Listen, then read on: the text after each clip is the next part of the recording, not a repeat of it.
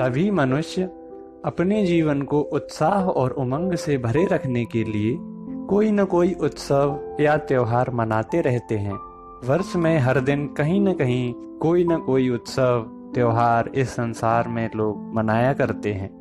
आज जो मैं आपको गाथा सुनाने जा रहा हूँ, जब लोगों के जीवन में मनाने के लिए त्योहार बहुत कम हुआ करते थे, तब उस समय के राजा अपने राज्य में उत्साह और उमंग बनाए रखने के लिए मेले का आयोजन कराया करते थे।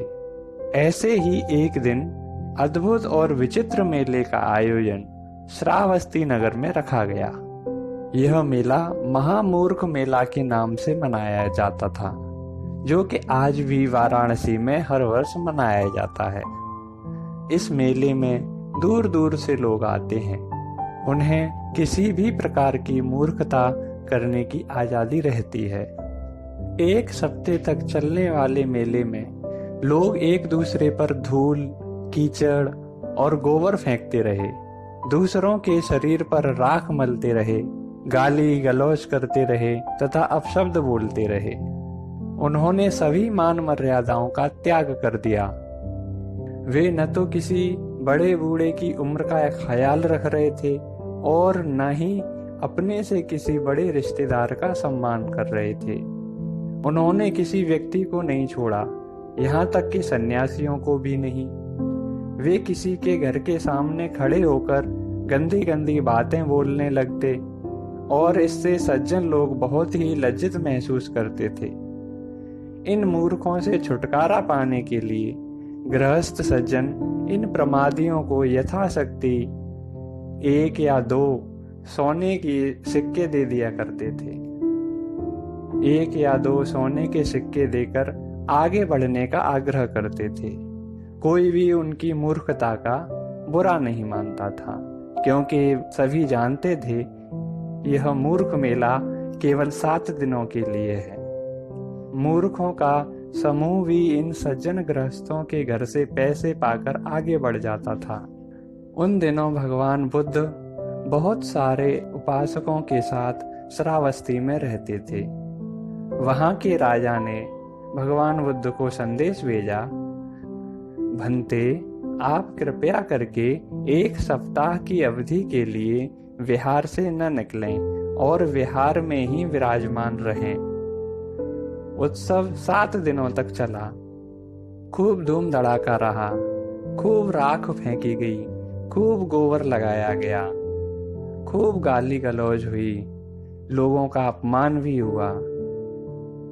उपासकों ने 7 दिन अपने घर में भोजन पकाकर भिक्षु संघ के लिए बिहार में भिजवाया। 7 दिन वे अपने अपने घरों में बंद रहे। 8वें दिन उत्सव समाप्त हुआ। उपासकों ने भगवान बुद्ध को भिक्षु संघ के साथ भोजन के लिए आमंत्रित किया।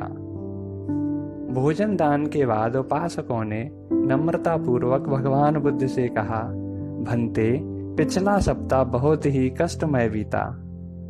मूर्खों के गाली गलौज के शब्द सुनकर कान फट जाते थे। किसी को न तो कोई लज्जा थी और ना कोई संकोच। इसी कारण हमने आपसे और भिक्षु संघ से आग्रह किया था कि विहार से बाहर न निकलें।